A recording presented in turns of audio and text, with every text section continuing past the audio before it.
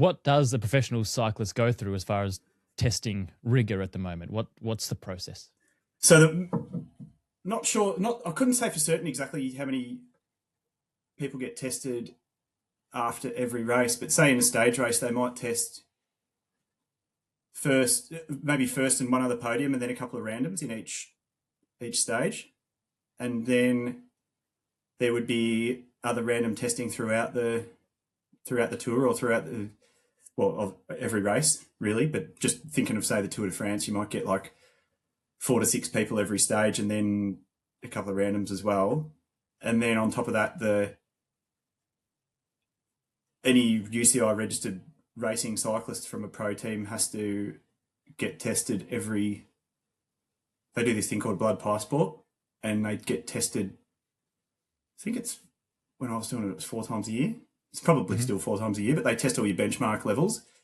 And so if your levels are changing, or if they're seeing abnormalities throughout each test, then you'll be either banned, or they would put you on a more, put on like a watch list or a blacklist or something, where they give you extra scrutiny to make sure that you're not doing anything wrong. So it's sort of like how gambling companies and sports leagues monitor, I guess, irregular activity, right? If there's a spike in gambling over a certain incident or game or sport, that raises red flags. Is that a similar concept with the blood passport? If there's something that doesn't look right or doesn't look consistent with the pattern, that's when the eyes are set on you and the investigation starts. Yeah, exactly. I don't know anything about gambling, but from how you explained it, yeah, it's exactly the same as that. And what was the culture like when you were racing? So you raced at a high level in Australia, a high level in Belgium for a couple of seasons. If there's anywhere else, let me know. But what was... Yeah, the US. Mostly the US, yeah. Mostly the US. Okay, so what was it like? Did you see doping? Was there pressure to do it? Was it something that there was a majority of you that were doing it the right way and there were only outliers who you suspected?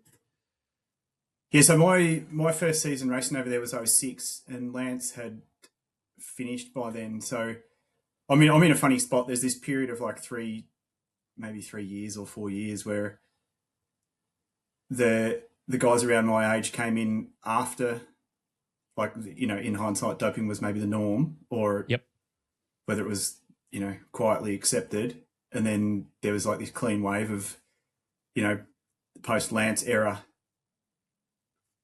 generation that came through.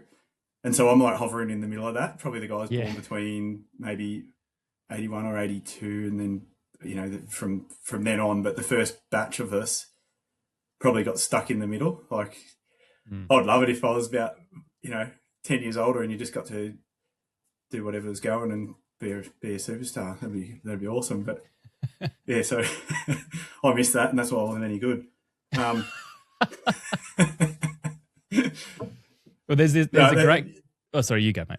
No, you go. Yeah. I was just saying there's a great quote from British sports journalist Ned Boulting that says, in the Armstrong era, there were some clean riders. And in today's era, there are some dopers, that will inevitably get caught. So it's completely flipped, in that the culture of current cycling, it like you alluded to earlier, it's so on alert for people who seek to pull out the house of cards and destroy what has been rebuilt over 10 years, that's very much the minority now. And that's the image that it has to keep building, and there'll always be skeptics, and there's people who, myself, I confess I am ignorant to it, which is why I ask you what your experience of it is like. But I don't want to harp on that side of it too much. There's obviously a lot of positives with cycling, and not only socially, but... What's that, sorry? Doping positives? Yeah, sorry, bad choice of words. Poor choice of words.